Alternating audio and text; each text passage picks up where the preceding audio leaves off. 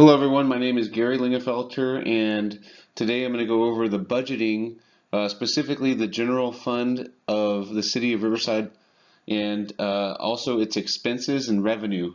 And then I'm going to go over the human resources side of things with recruiting, and then lastly we'll talk about the most interesting thing that I read in this week's material.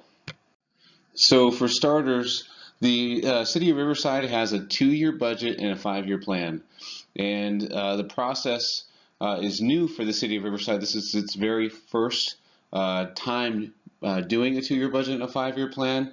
And it came because of significant shortfalls from the previous periods. In 2015 to 16, they had a shortfall of 7.2 million. 16 to 17.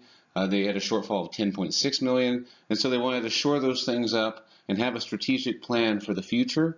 And so that's kind of where they came up with the 5-year plan and then the 2-year budget from that.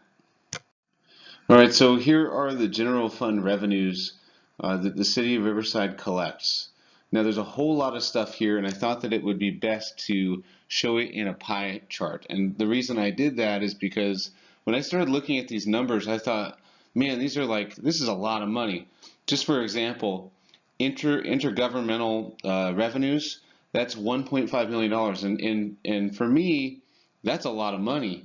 But that only makes up 0.6% of the total general fund revenues of the city of Riverside. So it's all relative. We have to put it into some sort of perspective, and so I did that by utilizing a pie chart. So you can immediately see there are 3 or 4 pieces here that make up the largest chunk, and those pieces first and foremost is sales and use tax. That makes up $73.5 million of the general fund budget, which is 25%. Second most is property taxes, and that totals $56.7 million for a percentage of 21.3%. Then general fund transfer, and the general fund transfer is money that the city gets into the general fund from its city-owned utilities. And so electrical and water is owned by the city of Riverside, and so that money that's generated from that, some of it is transferred into the general fund. And then lastly, the fourth largest thing there is utilities tax, because there's a tax on those utilities as well. So right away we see that sales tax, property tax, general funds, transfers from those utilities, and then utility tax, those are huge revenue boosters for the city of Riverside. And if you add all the things up in this pie chart, we get a total of $281 million inside the general fund. And next we're going to talk about what that all goes to. All right, so this pie chart is significantly less complicated than the other one, and that's because the city was able to chunk it up into more generalized areas. They have so many different revenue sources, but maybe not so many expenditures. A huge chunk is personnel expenditures, totaling $206.6 million, and that money that goes to salaries, retirement, fringe benefits, and those salaries and retirements and fringe benefits, those go to police, fire, public works, and parks and rec mostly, along with other personnel within the public sector. And then non-personnel expenditures, those include professional services, travel, training, subscriptions, general office supplies, legal costs, those sorts of things. That totals $62.7 million, and that's 22% of the general fund. And then lastly, or not lastly, I'm sorry, special projects is $16.2 million, which is 5%. And that's going to be like your roads, anything that they want to improve within the city, and then debts is last, which is 2% of the general fund budget. Okay, so now on to the human resources side of things. The position that I found on the website was a Public Safety Dispatcher 2, which is a lateral-only position. The qualifications are the 12th grade education, experience of 6 months of non-probationary experience as a public safety dispatcher for a police or fire department. You have to be willing to work weekends, holidays, and graveyard shifts. You have to be able to pass a speed and accuracy test of at least 35 words per minute. You have to be able to pass an extensive police background investigation, must be able to sit for long periods of time in a confined area and wear a headset.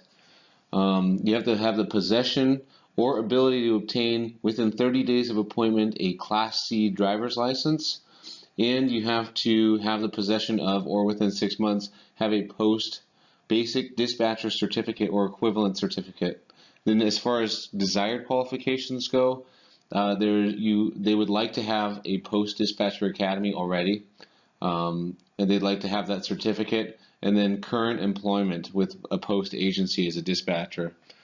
Now, as far as where I found these postings, the first one I found it at was the City of Riverside website itself, and you can see that's the one that we're currently looking at.